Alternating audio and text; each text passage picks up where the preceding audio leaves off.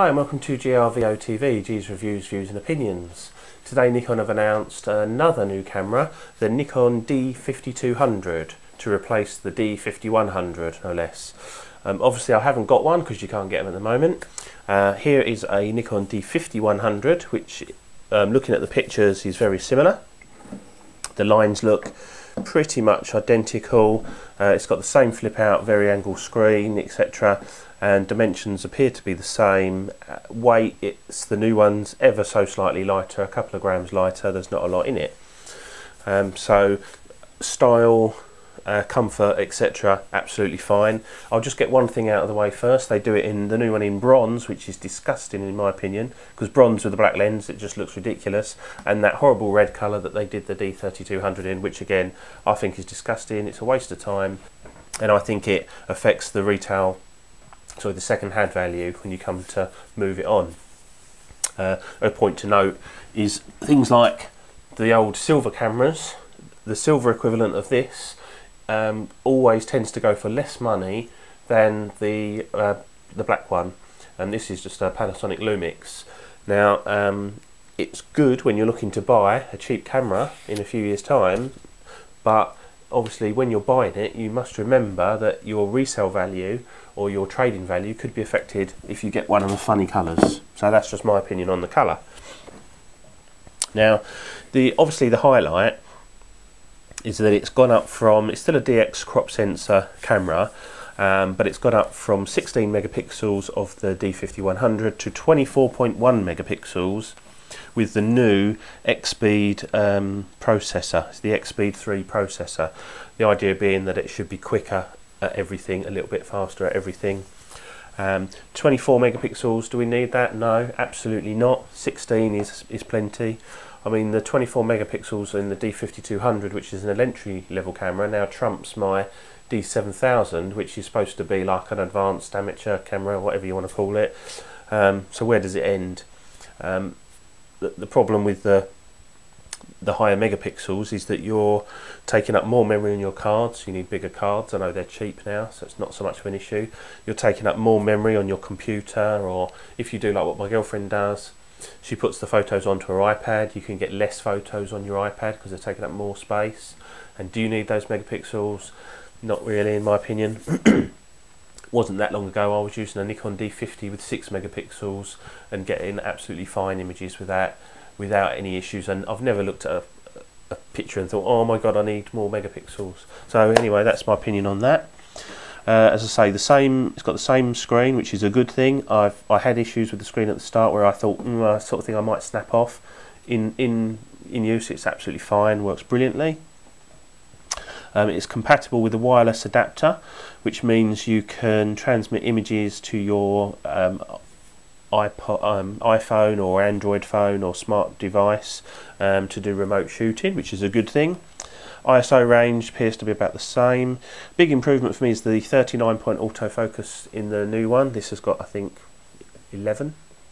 I think it's 11, but it's sort of concentrated in the middle. The new 39-point sort of system will be, it will go out further to the edges, so that's a good thing.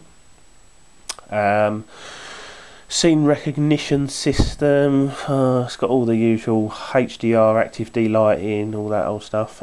Continuous frame shooting at 5 frames per second. That's a little bit quicker than that. I think that's about 4.5. Again, that's a good thing, no problems there. Full 1080p movies with 60i recording, which is this interlaced video, which I've heard good and bad things about. Most people don't particularly like it, but you've still got the normal ones. Built-in stereo microphone, and it's got a external microphone input, which is essential. I don't see the point of a built-in stereo microphone because the built-in microphones are rubbish, because they pick up the camera noise, like the autofocus noise and your zoom in noise and everything. If you're going to do video on one of these, as I've said in my previous videos, you need to do off-camera microphones. So that's that. 16 scene modes, if that's your thing. Colour, selective colour, miniature and all that, that's been retained. Again, good for the videoing. GPS compatible. I can't tell from the website at the moment whether or not it will have a an autofocus motor built into the body? I'm guessing not, because it's slightly lighter than the D5200. Now, what that means is this will not work on, say, an old 50mm 1.8 lens that doesn't have an AFS motor built in, so you need to sort of only use this with the newer lenses, which to me is quite a big thing. That's one of the reasons why I got the D7000, because I wanted to use some of the older lenses and it's got the drive motor built in. So that might be something to check on, perhaps at a later date. What else? That's about it really. Price, it's looking to be around the £720 mark, body only, which is the option I'd go for, and then choose your lens, do some research, or £819 with the basic 18 to 55 lens, which, as I've said in previous videos, is okay for, in my opinion, it's okay for videoing and not a lot else really. But that's just my opinion of that. It works fine, so you know, up to you. You pays your money, takes your chance. So that's it. Just a point to note, you know, do we need another camera in this range? Well, in my opinion, no, we didn't need a new camera in this range. The D5100 is a great camera. You've already got the D3200, the D7000, and then you go on to another D600, etc. So did we need this to replace the D5100? Well, not really, but then because they've already replaced the 3200, they've had to really, and knocking on from that, I'm guessing they're going to have to replace the D7000. Whether they call it a D7100 or go to a D7200 or a D8000, who knows? But you'd have to expect that to be coming within the next 12 months. So that'd be an interesting one to look out for. Now, what this does for people like myself is it can drive down the value of the cameras in the second-hand market, which is a good and bad thing. It's bad if you've bought one and you're now selling it, because you're going to get less for it.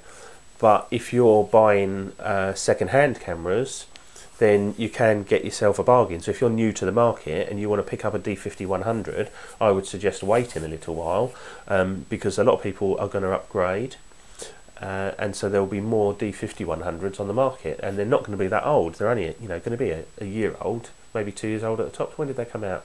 Haven't been out that long, so you know, you're still going to be able to pick up mint conditions D5100s. We've had this a year; it's absolutely mint. So you know, there's always a sort of a plus or minus to it, but the plus side is that it will drive down the price of the second-hand market, and you will be able to pick up D5100 bodies, I think, quite cheap. I mean, they're already, I think, fantastic value for money anyway, but I think it's going to drive them down any more. Anyway, it's been GRVO TV, G's Reviews, Views and Opinions. I'll see you soon. Bye.